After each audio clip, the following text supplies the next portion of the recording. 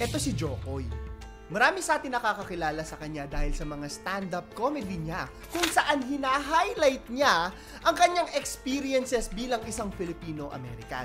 Marami sa ating mga Pilipino ang natutuwa dahil nababanggit niya yung mga quirks ng nanay niya na Pilipina. You know how many Mexicans my mom walks up to and goes, Filipino? Mexican! Sorry. Dahil sa kanya, nagkaroon ng representasyon ng mga Filipino-Americans sa Hollywood. Nagkaroon pa nga siya ng pelikula kung saan makikita yung buhay at experiences ng mga Phil-Am sa ibang bansa. Ito yung naging problema. Ito kasing si Jokoy, kinuha siya para sa Golden Globes. Siyempre, maraming na-excite, including yung mga kapwa natin mga Pilipino. Isa itong proud to be Pinoy na moment kung tatawagin. Pero paano nangyari na ang isang pinaka-kina-excitean sana ay biglang naging nakakahiyang experience hindi lang para sa kanya, kung hindi para sa mga Pilipino? Ano nangyari dyan? Punta tayo sa Twitter ngayon. Una ko talaga nakita tong issue na to sa Twitter. Kung makikita mo, ang dami ng mga Pilipino na nagsasabi na nahihiya sila para kay Jokoy. No? Direkta silang naaapektuhan nung ginawa ni Jokoy. Kung baka, lagi nating sinasabi yung proud to be Pinoy, Pinoy pride. Kung may kabaligtaran yung term na Pinoy pride, ito na yon. Pinoy shame? Parang ganon?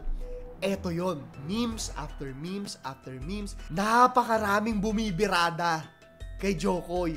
Ang dami nang aaway sa kanya na nagsasabi na hindi nakakatuwa kung ano ba yung ginawa niya diyan sa Golden Globes. Eto ngayon yung tanong. Ano ba naman kasi yung ginawa ni Jokoy? Bakit ang tindi ng backlash na nangyayari sa kanya? Bago natin ipagpatuloy yung kwento natin ngayong araw, huwag nyo kalimutan na mag-like, subscribe at notification bell. Meron tayong 1,000 Gcash giveaway. Sagutin nyo lang yung question of the day natin sa dulo ng video na to. Backstory lang tayo.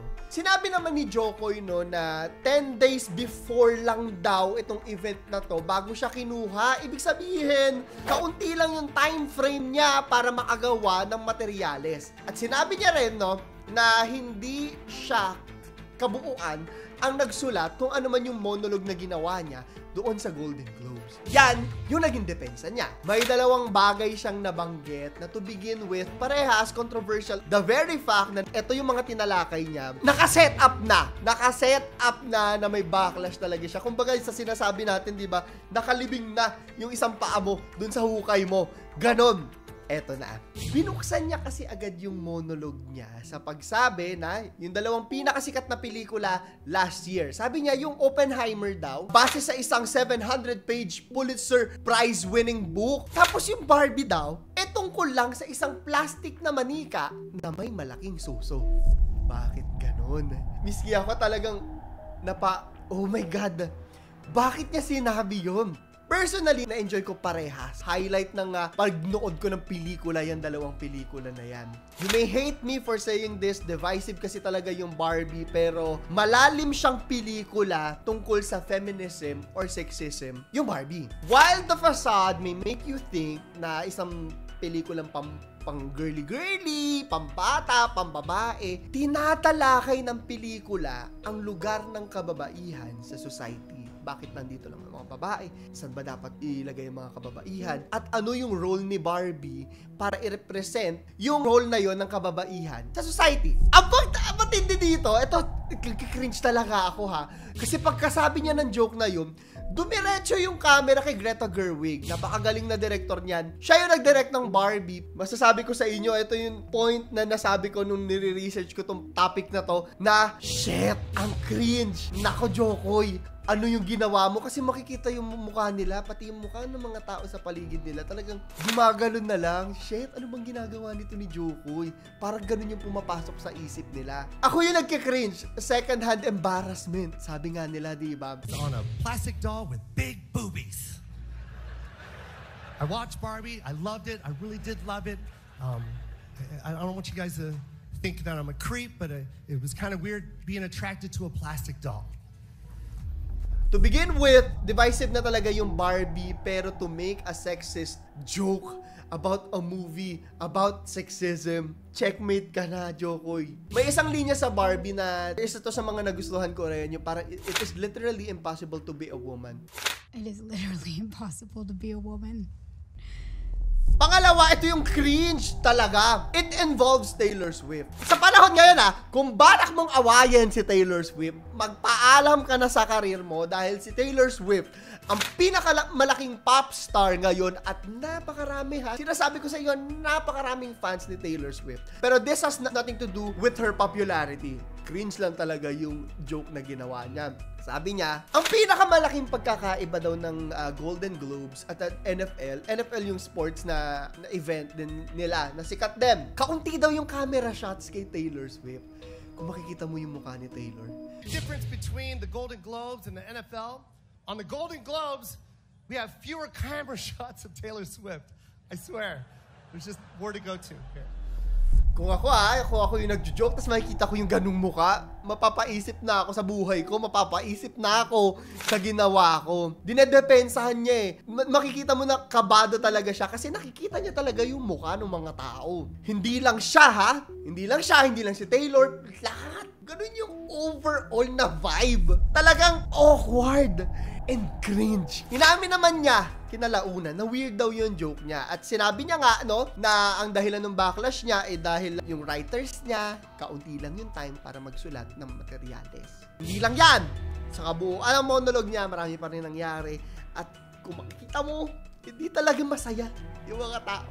Alam mo yun, miski ako nagtatakip ako ng mukha habang pinanonood ko kasi nagka-cringe din ako talaga. Feeling ko ako si Jokoy. Pupunta tayo ngayon kay Jokoy. Kasalukuyan na dinidiscuss pa rin tong issue na to. In fact, trending itong si Jokoy ngayon. Ang tanong, ano yung naging reaction niya dito? Hinarap naman niya, Sinabi niya na, magsisinungaling ako. Sabi niya, kung sasabihin ko na hindi ako nasasaktan dito sa backlash na kinahaharap ko. Bilang isang stand-up comedian, ang goal talaga nila, isa sa mga goal nila, yung magkaroon ng gig sa mga award show kagaya ng Oscars, pati itong Golden Globes, mga Emmys, mga ganyan. Ito yung isang ikasisikat mo ba? Ganon. Pinaka-goal, pinaka-tina-target nila. Sure na ako na magiging malaki yung epekto nito sa career ni Jokoy. Maraming hindi na siguro kukuha sa kanya. Pero syempre, titignan pa rin natin kung anong mangyayari sa mga susunod na araw. Marami naman talagang mga artista or mga comedians na nakakaharap ng backlash. At tignan pa rin natin, syempre, bilang kapwa Pilipino natin, support pa rin naman tayo. I think magiging lesson sa kanya to para ayusin niya, i-tweak niya yung kanyang mga materyales. Dahil sa mga nangyari na to, lumabas na nga yung mga Pilipino na hindi natutuwa kay Jokoy. Ako personal ko lang din tong reaction. Marami sa mga jokes ni Jokoy talaga recycled lang din. Ang ginagamit niya materyales lang din talaga. Yung sa nanay niya, ganon. Every time manonood ako, dati tuwang-tuwa rin ako, but every time manonood ako ng specials, parang yun at yun din yung joke. Opinion ko din yun. Actually, I share the same opinion sa mga Pilipino rin na nagko-comment tungkol sa mga materials niya. So, ito yung tatanong ko sa inyo para sa ating question of the day. Sa tingin nyo ba, nakakabastos talaga, yung ginawa nitong si Jokoy? At deserve niya ba yung backlash na natatanggap niya ngayon? I-comment nyo sa ilalim. So, yun lamang po. Ito si Claro III. Nagpapaalam. Mag-like at subscribe na kayo para sa mga kwento na katulad din nito. As far as I don't think you should feel bad. I mean, you got a ton of laughs. I mean, if you had, were there some specific moments that you're talking about? Because I thought it was still overall decent and good. I mean, was there a moment where you felt like it just went off the cliff? No, I think when the, I think when the, I don't even know when, but I think it was when the Taylor. Taylor one was just a little flat, and I just, it was a weird joke, I guess, but it wasn't. It was more on the NFL. You know what I mean? I was trying to make fun of the NFL using cutaways, and how the Globes didn't have to do that, and so it was more of a jab towards the NFL. Yeah, but I don't think her reaction helped either. It just didn't come out that way.